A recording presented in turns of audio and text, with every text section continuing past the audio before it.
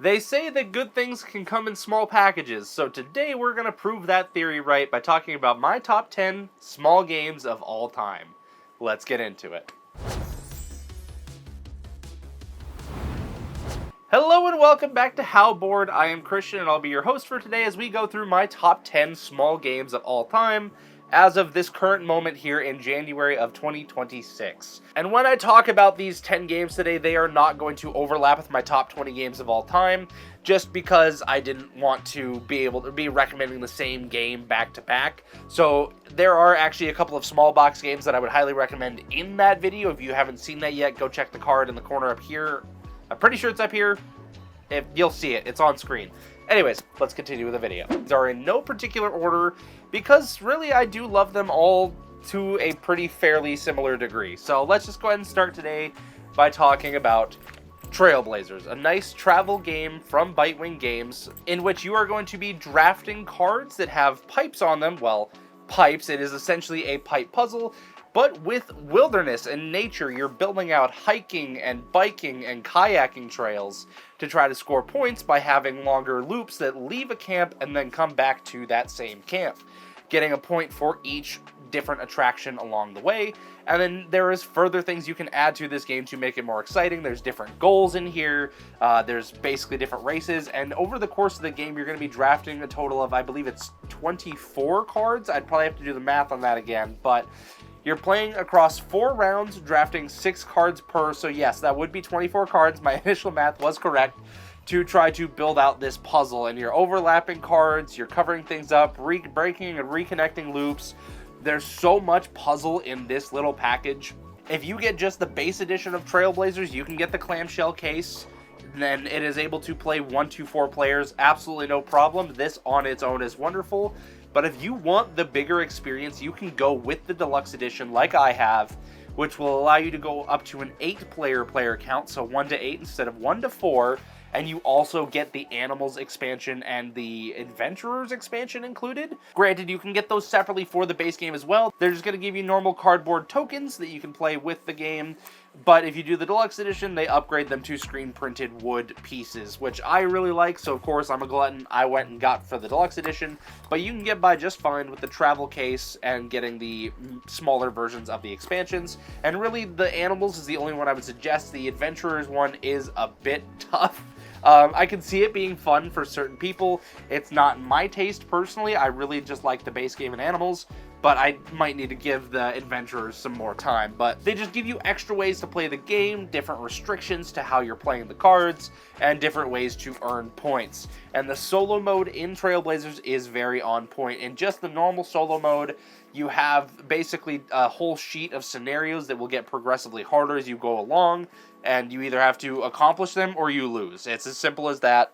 That is the first one I'm going to recommend to you today, Trailblazers. Fantastic time. Go check it out. There's so many different variations. There's even a Sasquatch expansion, which I believe can make this cooperative, which is interesting. So go ahead and go check that out. Trailblazers, number 1. Moving on. Might as well stick with Bitewing while we're here, and this time we're going to be talking about Bombastic. This is an explosive tic-tac-toe game. It's got 9 tiles laid out in a 3x3 grid. 4 of them are X's, 4 are O's, and 1 is the bomb. If any player reveals the bomb during certain actions, then they instantly lose the game. Ultimate goal, you're still trying to hit a tic-tac-toe, but there's this deck of cards with special actions that will allow you to be able to peek under these tiles and see where things are. And some of these will actually include win or lose conditions on them to help speed the game up, hence its playtime only being 5 minutes, and I've found that a lot of cases it doesn't even make it to that 5 minutes, so you just reset all the tiles, shuffle them back up, shuffle up the cards again, and play another round. It's so quick, it's so simple, it's so easy, but it is explosively fun. I'm a huge fan of tic-tac-toe, and this just takes that game to a whole new level, and I am so here for it.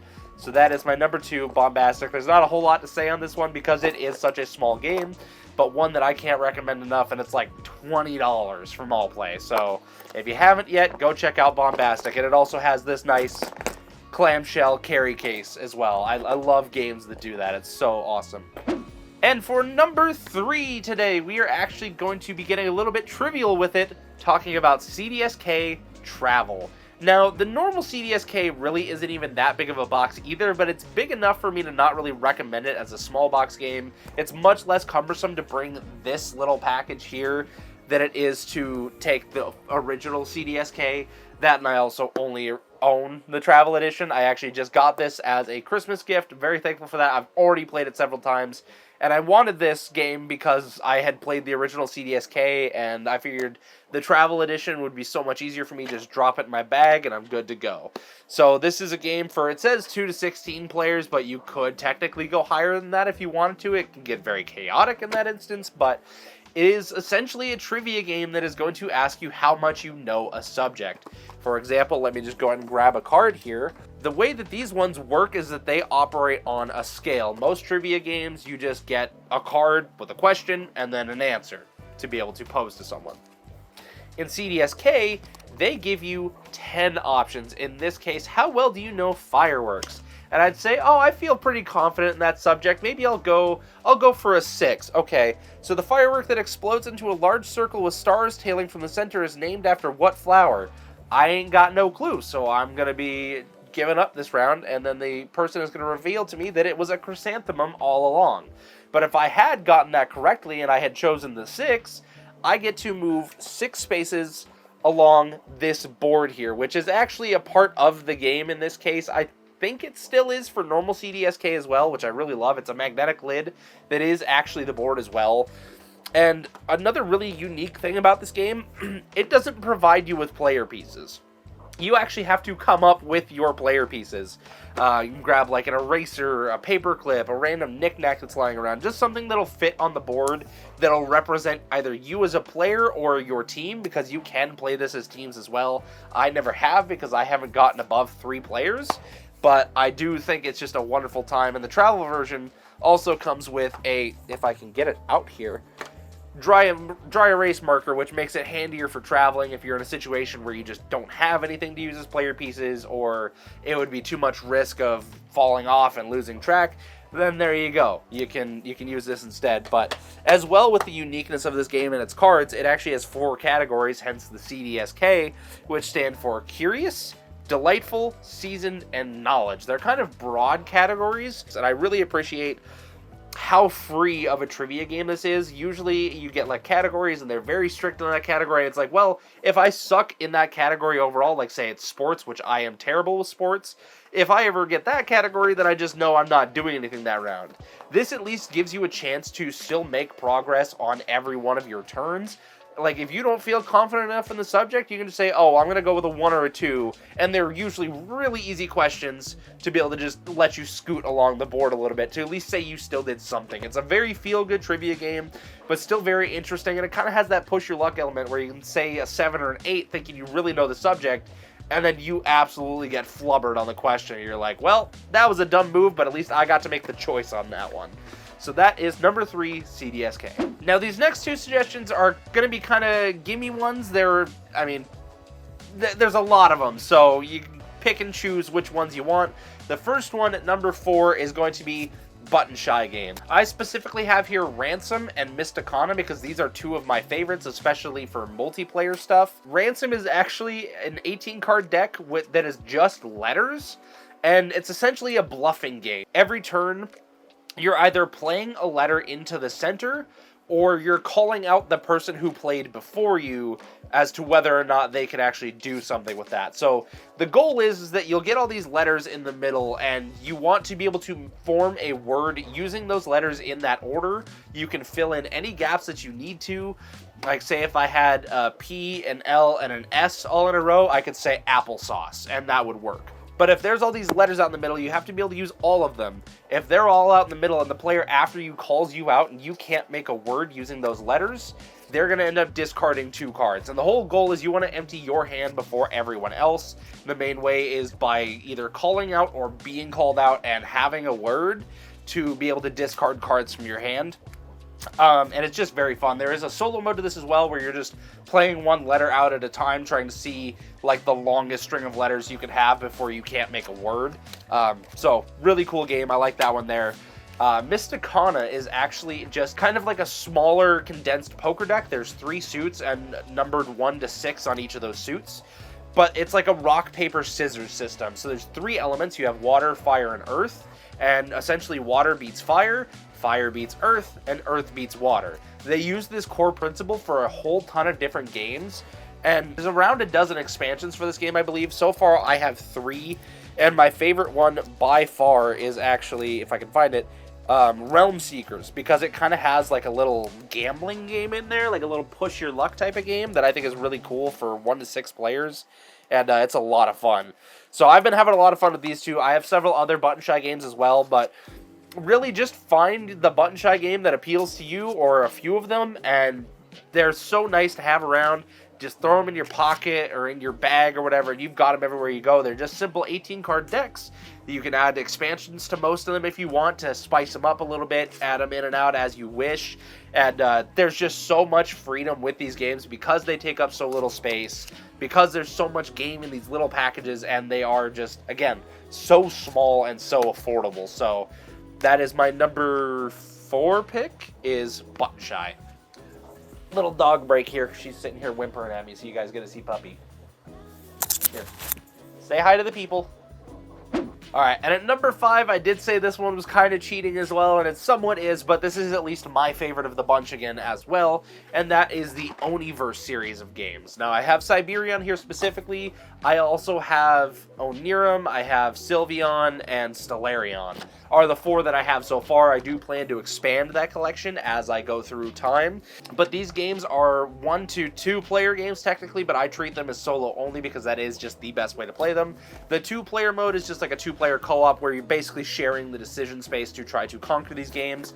They present some very tough challenges, all centered around card play. You get these pretty decent sized decks, and it's all centered around the Oniverse. Like, it is centered in this one universe, but all of these games have such different mechanics that revolve around cards, and they're all so unique and very fun. So far, this is my favorite of them, and just the way that it plays. They're kind of hard to describe, but again, they are basically just solitaire card games with extra steps. This one does actually include a board and tokens. They don't usually, to my knowledge. I know there's one that has like dice and tiles on it, which is kind of neat, but like I said, I haven't dug super far into this universe yet. There is somewhere around the ballpark of 10 games, I want to say. I'm slowly making my way through them. I did start with Onirim, then I picked up Sylveon, which is kind of like a tower defense setup. And then for Christmas, I just got Stellarion and Siberion, and I've been playing them like crazy. I absolutely love these games. And again, for being like essentially solo only, they are a fantastic time. They don't take up a whole lot of box space. They can have a pretty spanning table presence, though, so you do got to be careful about where you're playing it, because usually they do take up quite a bit of room, and they need typically specific formations to really work. So do keep that in mind, but definitely check out the Oniverse series. They are great for solo gamers that want a more compact game to take around. I absolutely love this. It has been one of my lifesavers when I'm in those moods where I want to play kind of a meatier game, but I don't want to deal with a lot of setup. And these guys don't really take a lot of setup. You just bust it out and you're playing within like 5 minutes. It's really not too bad. And then you're done in about 20 to 30, and you feel like you had a great time even if you lose, which, I'll be honest, most of the time you are going to lose these games. The other nice thing about the Oniverse games is that in them they come with 5, they're labeled as expansions, but they're basically 5 modules per game. So there's tons of variability and replayability.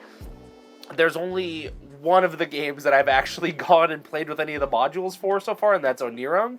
Just because the base games for these are already so rewarding, but I do plan to dive deeper and actually get into those modules and truly experience them. So that is my number 5 pick, Oniverse series. Probably more specifically Siberion, because this game is just epic. So let's go ahead and get on to the next one. And at number 6, we're going to get even smaller on you here. We're going to be talking about Tinder Blocks from Alley Cat Games, and they kind of have a whole series of these. They have several expansions for Tinder Blocks now. They have Barbecubes, which is great, and then Tic Tac Trek, which is kind of a different game all into its own, but I would recommend that one as well to go check that out. But Tinder Blocks and Barbecubes, the main 2 that I'm kind of referencing here, and mostly Tinder Blocks, is they're just little dexterity games. You get these tweezers, these plastic tweezers that are fairly slippery, and some slippery wood components that you're trying to stack up and go for as long as possible until the tower falls. It's Jenga, but you're building it, you're not taking out and then placing, which is really cool. So you have a campfire here that you're trying to build. In Barbecubes, you're trying to put meat on a grill without stuff getting knocked over. And both games are a ton of fun. They produce so many laughs. Again, they play super quick, like 5 minutes. You need minimum 2 players, but you can go to like 6 because you just pass these tweezers around. And you're going to flip up a card, and it's going to tell you what block or blocks to add to the pile that you're working on. And if it topples over on your turn, then you lose. If you just drop the piece that you're trying to place, you can keep trying. But if you topple the main structure, then you're out for the round. And play keeps going until there's only one person standing. So I really like these games. Again, they're just quick, snappy. They're a little noisy, but they're so cheeky. They're so fun. And it's just great to bust out for a laugh, especially if you're on an uneven playing surface. It makes it so much easier for things to topple, and things get a lot sillier. So that is my number 6, Alley Cat Games. Tinder Blocks or Barbecubes, either would really work. I think Tinder Blocks does get a little bit sillier, but Barbecubes is still fun as well. And it's got a fun toy factor of your tin becomes the grill with these grates on top of it. It's a cool experience. Highly recommend checking those out. On to next. And this one is kind of cheating because this is a review copy that I was sent several months ago, if not almost a year ago, I think. I think we're closing in on that gap. But this is a game that is coming to All Play next year. They've already had their Kickstarter for it, and I believe they're going to be going up for retail purchase this summer, if I'm not mistaken. And that is Grunts. This is a head-to-head 2-player only game of just 2 armies fighting off each other. It's a very chess-like game. On your turn, you pick from one of 2 options. Either you take 2 actions and deploy 1 troop, or you take 1 action, deploy 2 troops. Very simple concept, but there is so much going on in this game. I'll kind of show you the backside here. It might help a little bit. So you just have this small board that you're sending out. You have soldiers, you have tanks, you have trucks, you have planes. And everything but the troops are limited. So once that thing is gone, it is gone for the rest of the game. Your objective to win is either capturing 2 of the points in the center to get a star at the end of the round, or if you have all 3, then you'll get 2 at the end of the round. Get 3 stars and you'll win the game. Or if you can get your commander over to the opponent's side of the board and capture their flag, you will win as well. So several different ways to win in this game, but it is a very tight back and forth tug of war kind of game. And it gets very intense. It is probably the most aggressive I've been with a chess-like game in my life. Because it has that theme attached to it is probably part of it. But still, it feels very clever. You're like, oh, I just need that one more action. But then when you get that perfect setup to where things line up the way you want, your opponent plays the way that you want them to, and you snatch that little bit of victory right away from them, it is such a satisfying feeling. That is my number 7 pick, Grunts. Again, should be coming to All Play this summer. They do not sponsor the channel. I have no affiliation with All Play whatsoever. I just got this review copy before it got picked up from All Play. So don't hate the player, hate the game, or just don't hate anybody. That's great too. Don't hate anybody. And my number 8 pick today is actually not a box, but it is a tube, and that is Lacuna. It kind of looks like a firework tube, and I really love that. But it is not about fireworks, believe it or not. This is another 2-player only game. It's kind of a more cozy experience, but still has a little bit of competitiveness to it if you're into that. So what's going to be going on in this game is you have this playmat out here, this pond, because Lacuna is all referencing the flowers in the pond. You're going to be using this, actually. There's a little lid here that's like a coffee lid. You're going to be using that to spill out the flowers from this tube onto that pond randomly so that they get kind of an even spread roughly. And you have these pond pieces that you're going to be using to place between flowers, drawing an imaginary line between 2 of the same color flower, and you'll be able to pick up those 2 flowers. Your pawn is going to end up staying there until the second phase of the game, and it's just going to go back and forth between players, placing all of their pawns until all 6 of them are out on the board. By then, you will have picked up at least 24 flowers off of the board, most likely, but there are cases where you can get like 2 different sets of flowers to line up at once with one piece. It's very satisfying.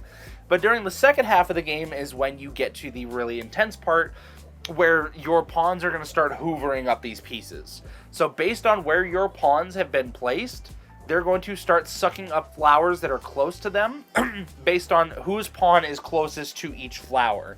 And they even include, it doesn't really ever get used because you can play this peacefully or you can really get into argument about it. They do include a ruler to be able to actually measure out how far a flower is from a pawn. If there's just like a pretty close piece, but most of the time when I play with people, they say, just take it, or I'll tell them, like, no, that's yours, like, just go for it. Because at the end of this, the way that you're scoring and determining the winner is based on majorities. So there's 7 different types of flowers, and there is 7 of each flower. So you just need to have the majority of the majority. So say, for example, if I get 4 flowers of 4 different types each, then that would win me the game, because I have 4 out of the 7 types, and I have 4 out of 7 in those types, so I have clear majority on those. Any flowers beyond that are purely just bonus. It only matters if you have the majority at the end of the game, and there's pretty much not a way for it to not happen. Like, I don't think I've ever seen a game have a tie because of those odd numbers. But it's just very satisfying, and again, it's another quick playing game. Takes like maybe 10-12 minutes. You play a game, you put the flowers back in here because you've got them all stacked up at the edge of the pond, and then you just spill them out and you play again. It's a very fun game, and I do love small box games where I feel the urge to play it again immediately, especially on these shorter ones. If it's just such a satisfying game that I want to bust it out, or that I want to just reset it really quick and play it again, it's very satisfying. And that's what these small box games are usually good for, is that they're so easy to just reset and play them again right away and have another great time with them for as long as you want, really. It's very, very awesome. I do appreciate small games for that. I didn't used to be a lover of small games, but I have started coming around on them recently for those moments and those pockets of time that they fill up so well. So that is my number 8 Lacuna. Before I continue rambling too much, let's move on to the next one. The last 2 are going to get a little bit bigger and take a little bit longer, but they are still fairly small box games. And my number 9 that we're talking about today is Beacon Patrol. This is a very clever game, and I really didn't expect a whole lot from it. I just stumbled across it at a local game store and picked it up. I had seen things on it before, and it looked okay, so I'm like, you know what, I'll try it. It's pretty unassuming. It doesn't really look like there's a whole lot going on to it. It's mostly just black and white and then blue for the ocean. But it is a cooperative tile-laying game in which you are trying to score as many points as you can by the end of the game as a team. You start out with this lighthouse, and then you're going to be getting 3 tiles every turn to work with, which you can either place on the board, you can spend them to move your boat, or you can trade them with teammates if you are playing cooperatively. There is a solo mode for this, which I think is fantastic as well. But the gist of it is you have your boat on this board, and you're trying to move it through the water, placing out tiles which are going to have land on them, and it can end up getting very restrictive on where you're able to move your boat, because to place a new tile on the board, you have to be able to move your boat to where that tile would be placed. And they all have like a strict orientation. They have a notch at the top that shows that that is the top, and those tiles have to stay in that orientation. You don't get to rotate them, which makes this game a lot more challenging, and I actually do kind of appreciate that. So it gets restrictive. If there is land on the right side of the tile and you're trying to move into it, you can't place that tile there because you can't move to that. And the main way that you're scoring points is by completely surrounding tiles. So for example, that lighthouse that you start with at the beginning of the game, that will, if you completely surround that on the cardinal coordinates, just the straight up and down and left and right, if you just cover those sides, you don't need to worry about the corners. As long as you cover those 4 sides of that tile, that is considered covered. And then the lighthouse is worth 3 points. There's 3 different types of tiles. You have lighthouses, you have buoys. I'm probably not saying that right. B-U-O-Y-S. I always struggle pronouncing that word for some reason. And then you just have normal tiles, which are worth 1 point. So it goes lighthouse, 3 points, buoys, buoys.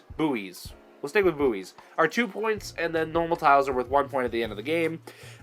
This does include 2 mini expansions, which add extra ways to score points, but of course that raises the threshold for victory, and it is just a very fun time. Super easy to play. It's a nice cooperative experience, especially one-on-one, just being able to talk it out with another person. And for being such a small box, having a full tile-laying game that is a very puzzly and unique experience. It's hard to say unique because it is tile laying, but it does actually, I think, feel unique enough to warrant that. Having that on the go is a great feeling. So that is my number 9 pick, Beacon Patrol. And there are more expansions you can add to this. I just haven't come across them yet, so I might keep my eye out for that one. All right, let's move on to the last game. Last game up here today is another solo pick, and I believe this one is now becoming more available retail, which is great. I fought hard to get this on secondhand market, and it was not easy finding a copy at the time. So I struggled for this game, but it should be a lot easier for you now. I think there is more availability to it, and that is the solo-only Conservice. Now, this is actually designed by Scott Almes, a guy who is very well known in the Button Shy world.